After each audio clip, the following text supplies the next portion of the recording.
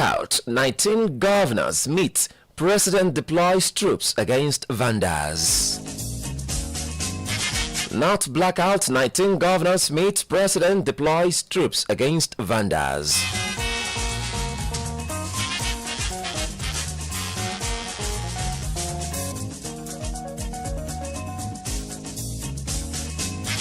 With head pay, Sanu Nasu shut down varsities nationwide.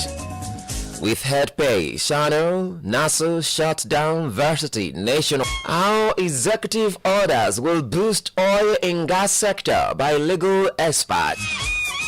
How executive orders will boost oil and gas sector by legal experts.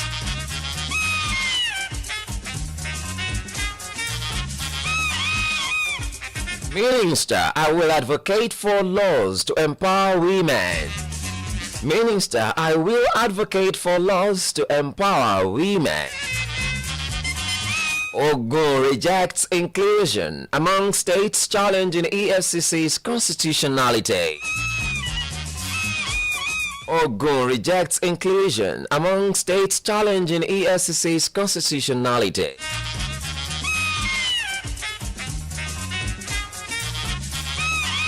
Right, in case you're just joining me, this is the Daily Dose on Adamimogo 107.7 FM, Olojudo's Palace in Edo, Ekiti State, Nigeria, right here in Africa. My name is Micheal Jason Ijasan. Like I told you earlier, I've got several newspapers right here with me. I'm going to be taking a review from. However, I've been able to give you some headlines. I'll go on a short break right now. When I come back, I'll give you detail of some of these headlines. Don't go away. Please be still. I'll be back. Ikogosi Day is here again. To God be the glory. Ikogosi mo feo. Princess Omobola Adepoju, the regent of Ikogosi Ekiti, on behalf of Ikogosi sons and daughters, cordially invites all to the celebration of Ikogosi Day 2024 and launching of 1 billion naira development projects, holding on Saturday, 2nd November 2024 at Giriwa Playing Ground, Mustard Seed, Ikogosi Ekiti. Time is 10 a.m. Chief host is Excellency Biodun Abayomi Oyebanji, the executive governor of Ekiti State. Royal father of the day is Obarufos Aladesomi II, Ewi of Ado Ekiti. Chairman, Engineer Husseini, CEO, Step Construction Company. Chief Launcher, Senator Ez Olamilekan Adiola Yayi, CON FCA. Senator representing Ogun West and Chairman, Committee on Appropriation. Their sons and daughters of Ikogosi at home and in the diaspora. Don't be left out because this year's celebration is with progressive difference. Prince Tayo Olajubu, Chairman, Otumba Lekan Oyebanji, Co-Chairman, Agbesheyitan Joshua, Secretary, announcing for the Planning Committee. Hello sports fans in Idosi local government area, Ekiti State. Sam Olualo Foundation SOAF is out with another empowerment program for secondary school students in the local government area. Oh yes, this is a commendable effort by SOAF to enable youths showcase their talents and skills to be useful for themselves in future. The empowerment program is tagged Sam Olualo Foundation Unity Soccer Cup competition among secondary schools in Idosi local government. All the 16 secondary schools that registered will compete on the field of play to determine 4 teams that will be rewarded handsomely. The 16 schools have been grouped and paired to compete at different school field venues. There will be 2 matches daily at each of the venues, with match 1 taking place between 12 noon and 2 p.m. Match 2 takes place at 2 p.m. to 4 p.m. Competition starts on November 11 and ends on Friday, December 13, 2024. The following are the proposed school fields hosting the group matches. Group A, Ogongomodu Grammar School Field, Ido Ekiti, will host EPC, Elo High School, Notre Dame Ushi, Ojogbole, Ibole Ekiti. Group B, Elo High School Field, will host Ogongomodu Grammar School, Ilogbo High School, Babalola Borishade High School, Ushi, Jesus Army International School, Ido. Group C, Methodist Comprehensive High School Field, Aye, will host matches involving Ora Community School, Ifaki Grammar School, Orin Community High School, Christ-led Academy, Ido. Group D, all matches in this group will be played at Ora High School, Ora Ekiti Playing Ground. The schools are OC Community, Methodist School, Aye, Efficient Grammar School, and St. Festus Excellent College, Ido Ekiti. Sports is unity. Sports is friendship. Dear students, let's make it a fun fair. Let's display spirit of sportsmanship, not a do or die affair. Sam Olualo Foundation cares for youth. Let's show our appreciation by being disciplined. Okay, welcome back. It's still the Daily Dose on Adamimogo 107.7 FM. Still giving you stories from the dailies this morning. Let me start from this news that says, with head pay, Shano Nasu shut down varsities nationwide. And here is the news. Says universities across the country, especially those owned by the federal government, were yesterday shut down by non-academic staff under the aegis of Senior Staff Association of Nigerian Universities, SANU, and Non-Academic Staff Union of Educational and Allied Institutional, NASU. The action followed the decision of the national leaders of the two unions to call their members out on indefinite industrial action following the alleged failure of the government to pay them 4 months of their salaries withheld during the 2022 strike by university workers. According to figures from the National Universities Commission (NUC), about 2.1 million students studying in the university will be affected by the strike. Okay. Withheld pay, SANU, NASU shut down universities nationwide. In case you're interested in that story, you can check it out. It's in the Vanguard newspaper this morning. To give you a story that has to do with education this morning, outside that, I have this one from the Punch newspaper. Says, court orders final forfeiture of hotel linked to X Now VC. All right, now let's quickly take that right now. Let's see what's in this story. Justice Ian Echo of the Federal High Court in Abuja has ordered the final forfeiture of the multi-millionaire Sunflower Hotel Limited in Kaduna State, linked to former Vice Chancellor of the National Open University of Nigeria, Professor Vincent Denebe, to the federal government.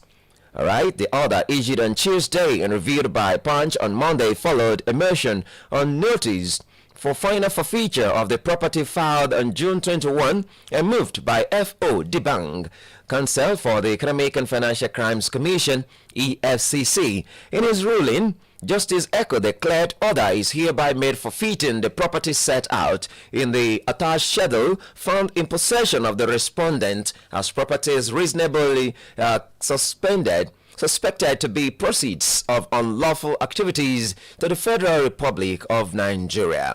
The court had on February 16 granted an interim preservation order for the hotel and directed the EFCC to publicize the order within 14 days in the national newspaper and on its website to notify any individuals or bodies with claims on the property to come forward.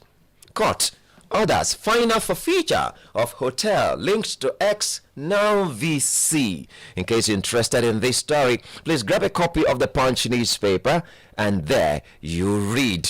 On the newspaper this morning, I've got news from the Vanguard newspaper and says Senate screens ministerial nominees today. The Senate will screen the ministerial nominees forwarded to it today for confirmation by President Bola Tinubu. Vanguard gathered that the nominees who have been cleared by the Department of State Services (DSS) beseeched the office of the Special Advisor to the President on Senate matters, Senator Bashir Lado, yesterday to submit their curriculum vitae to beat the deadline. Earlier in the day to submit their resume were the Minister of Education, Trade and Investment and Livestock. Meanwhile, Lado in a statement confirmed the ministerial nominees had commenced documentation ahead of their screening and confirmation by the Senate, which commences today. All right, now the statement is a very long one, but let me take a part of the statement. The statement read, he stated that the nominees were already submitting relevant documents as first in the series of procedures for the screening and confirmation of ministerial nominees. Well, recall that President Tinubu had written the Senate seeking for the screening and subsequent confirmation of appointments of 7 ministerial nominees announced in Abuja on Wednesday. Senate screens ministerial nominees today. So in case you're interested in that story, please check it out. It's in the Vanguard newspaper this morning. Well, in case you're just joining me, perhaps you are on Facebook at Adamimogo 107.7 FM on Facebook. Please go there and check me out. I'm also live on TikTok, all right, at Babagba Kafata. You can join me on TikTok too and see what is going on in our newspapers in Nigeria today. Okay, moving away right now from the Vanguard newspaper, entering straight into the Punch newspaper. However, you can start putting in your calls 0704 700 7701. 701 or 0707 276 6278. I've got a caller on the line. Hello, good morning. Good morning, Presenter. Good morning to you, sir. Happy Tuesday. Same to you. Thank you so much. My name is Comrade Adedoye from Osuekiti. All right, good to have you. I want to appeal to the federal government. Please pay up the university lecturers.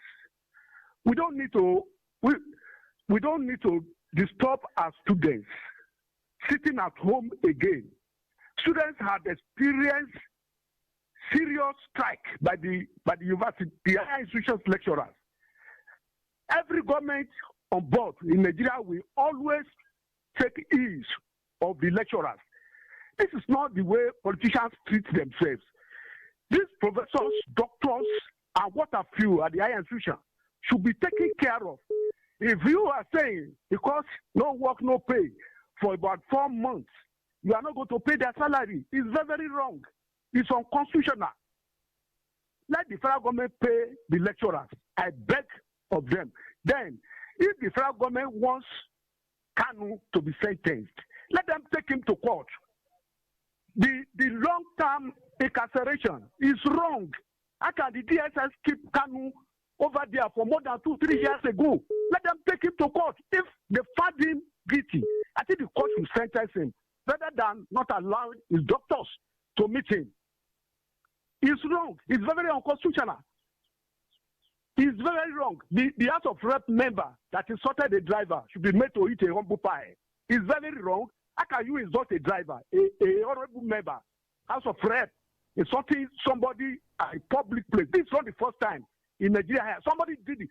Somebody did it in Kwara State the other time. And another one is happening now. That rep should be made to eat a humble pie. Good morning, presenter. Thank you so much, comrade. I sincerely appreciate your call there. In case you're just joining all, this is still the Daily Dose on Adamimogo 107.7 FM, Edo, Ekiti State, Nigeria. My name is Micheal Ijasan. I'm still picking your calls 0704 7007701. Those of you on Facebook and TikTok, I sincerely appreciate your patience and being there. All right, picking another call right now. Let's see who's there. Hello, good morning.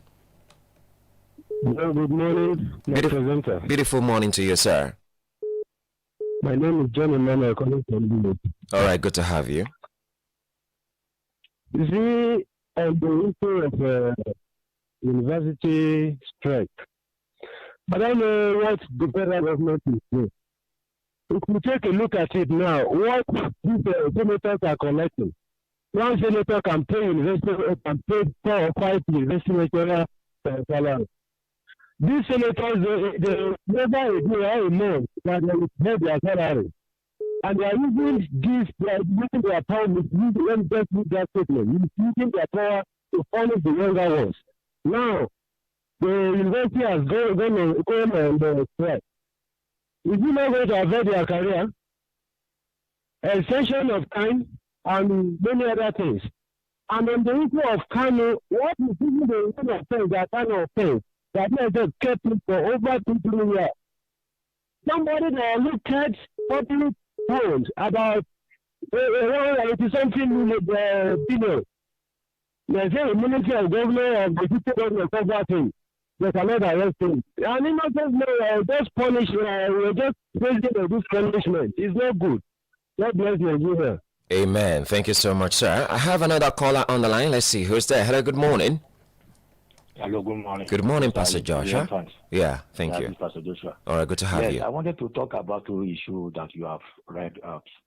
One of it is the issue of this strike that was going on in our university, public practice. It was so disappointing that our government could not find a lasting solution to this. No, I don't blame them because most of their children does not school in Nigeria. They school outside of Nigeria. So that is what we are saying. There is no good governance in this country. And it is the children of the masses that will suffer it. And that is why we are begging them they should just look into the case of this university staff and do the needful. And about the man, the member of National Assembly that what am I going to play? Maltreats their fellow brother. He insulted him. Because I watched that video where the man was just rating. He said he was a senator, this and that. That's that true. They should go and call the IG. Nobody can do anything. It's not good enough. This is a country. We are not practicing military. We are practicing democracy, government for the people by the people. I don't believe that there's somebody that is bigger than the law, the Constitution of Nigeria. So let the police do the needful. Justice must take its course over this case. Thank you very much, and God bless you, my brother. Amen. Thank you so much, Pastor Joshua. I sincerely appreciate your contributions there. Okay, this is still the Daily Dose on Adamimogo 107.7 FM. Still giving you some beautiful stories from the newspapers this morning. Like I told you earlier, I was about reading a story before I picked the last call. Netizens knock on Nanuga over Tinubu not T-paying comments. Now, let me quickly take that story now. Nigerians on social media have knocked presidential spokesperson Bayo Onanuga for insisting that President Bola Tinubu is deeply aware of the economic hardship ravaging the country. Speaking on Chinese television, Sunday Politics, Onanuga dismissed social media nicknames, labeling Tinubu as T-Pain as mischievous, reiterating that the president was committed to turning Nigeria's economic fortunes around. President Tinubu feels the pain of Nigerians and assures them that relief is on the horizon. Some have resorted to calling him T-Pain out of mischief, but he is not that. He is there to heal, not to hurt. That's what Onanuga actually said in that interview. However, following Onanuga's comments, some X and Facebook users slammed the presidency, noting that if a description was worse than the T-Pain, it should be adopted. On Facebook, Onanuga Ogunwaman said, "I don't envy Bayo Onanuga. He is doing the job for which he's being paid. Defend the policies of President Tinubu that have inflicted hardship, pain, and loss of employment isn't an easy thing to do. However, telling lies over time cannot make people believe it's the truth. We, the people, are wearing the shoe and know where it pains most." Okay, netizens knock on Nanuga over Tinubu not T-Pain comment. That story, in case you're interested, please grab a copy of the Punch newspaper this morning and read for yourself.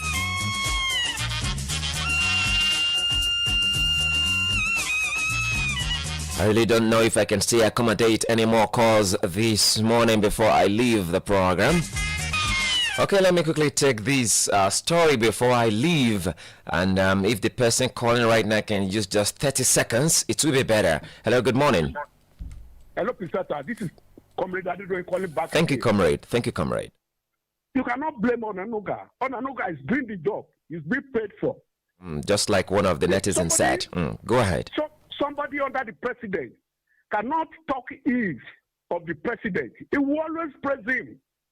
But one thing I want to tell Onanuga is that he should allow his conscience to prick him. If truly this government is favorable to the citizens of Nigeria. Good morning, sir. Thank you so much. I sincerely appreciate you. So very quickly, I want to take this story. Imo Varsity students arrested for faking kidnap death. A 17-year-old female student of the Imo State University, Owerri Jesse Chidebere, has been arrested by the RG Police Divisional Headquarters for faking her abduction and death. The police spokesperson Henry Okoye on Monday in a statement disclosed that who has caused a significant distress on her family and the university community. It read, last Saturday, police received a distress call for concerned citizens reporting Chidebere missing. A message sent from her WhatsApp account claimed she has been abducted and killed, urging her family to go to the RG police station for confirmation. Okay. Well, you might be interested in that, so please get a copy of the Punch newspaper. Imo Varsity student arrested for faking kidnap death.